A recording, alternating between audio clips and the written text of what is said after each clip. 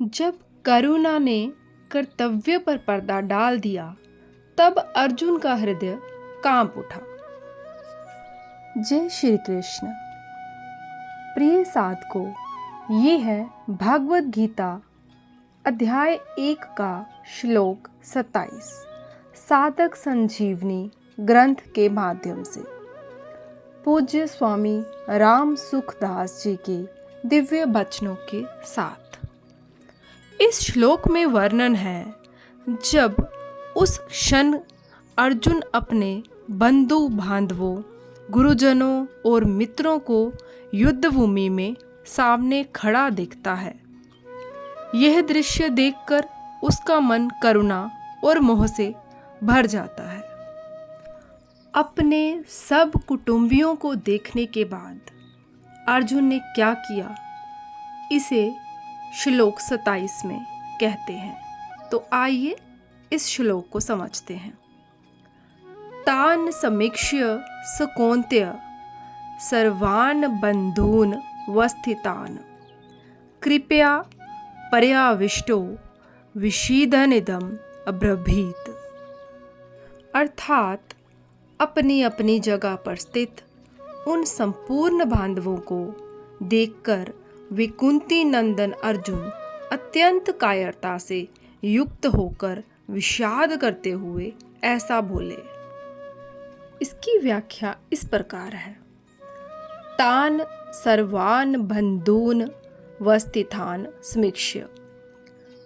पूर्व श्लोक के अनुसार अर्जुन जिनको देख चुके हैं, उनके अतिरिक्त अर्जुन ने बृहभीक आदि परपितामह, धृष्टद्युम्न, शिखंडी, सुर्थ आदि साले, जयद्रथ आदि बहनोई तथा अन्य कई संबंधियों को दोनों सेनाओं में स्थित देखा। सकौन्त्य कृपया पर्याविष्ट।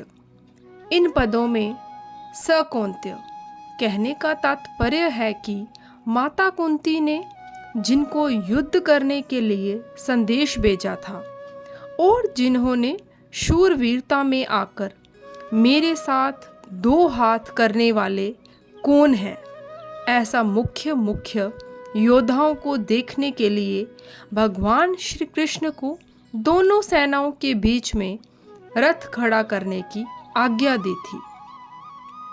वे ही कुंती नंदन अर्जुन अत्यंत कायरता से युक्त हो जाते हैं।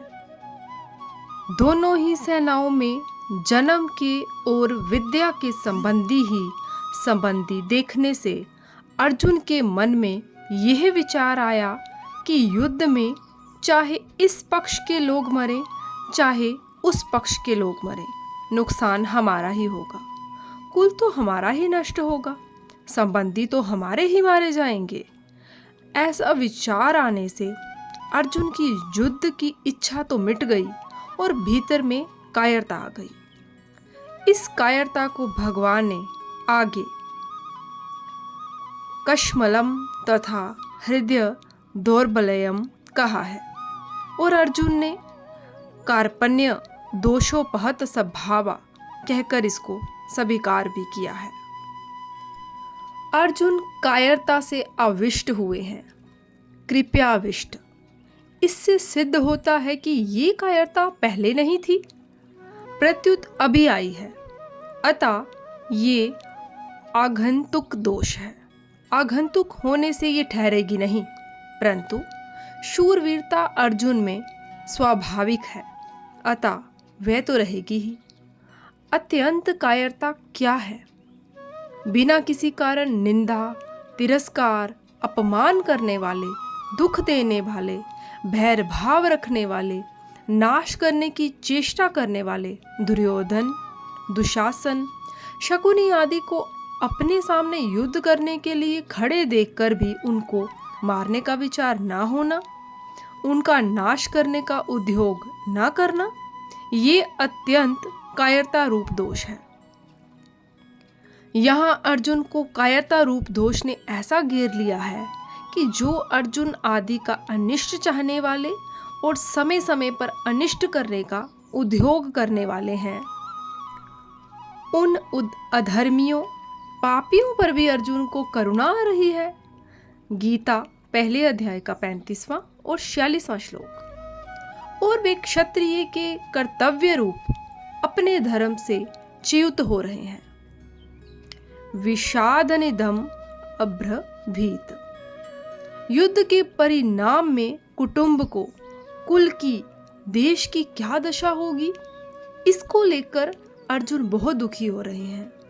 और उस अवस्था में वे ये वचन बोलते हैं कि जिसका वर्णन आगे के श्लोक में किया गया है। प्रिय साधकों, जब अर्जुन ने अपने समक्ष खड़े बंधु बांधवों, मित्रों और आचार्यों को देखा तो उसका हृदय करुणा से भर गया।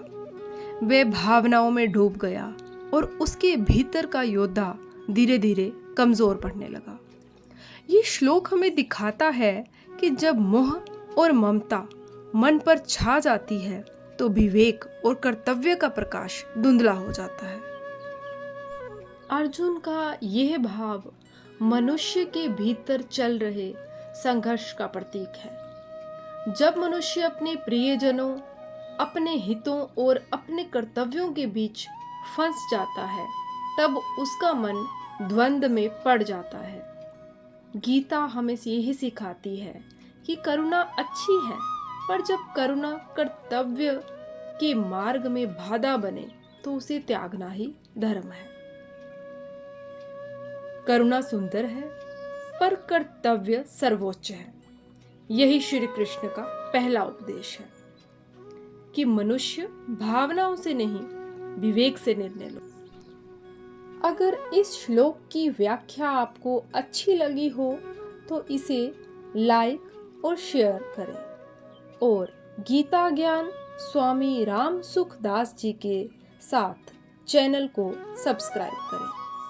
हर दिन एक नया श्लोक, एक नया जीवन संदेश। जय श्री कृष्ण।